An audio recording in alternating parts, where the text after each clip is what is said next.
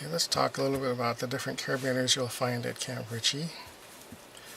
This is a non-locking wire carabiner. Now these are the type of carabiners we find on the safety lines or lobsters. So all the lobsters have two non-locking carabiners, wire gates.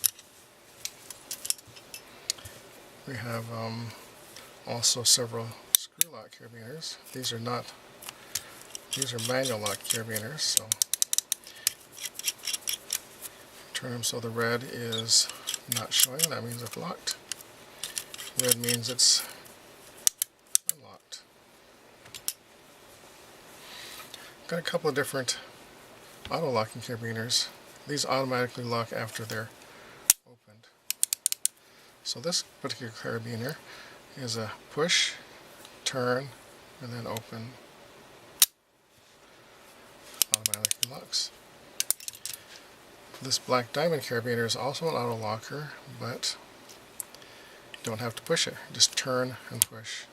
So it's only 2 steps. This carabiner is 3 steps. It's push, turn, then open, 3 steps. And this is just another example of this is a steel, very heavy locking carabiner. Screw lock carabiner, screw gate. That's it.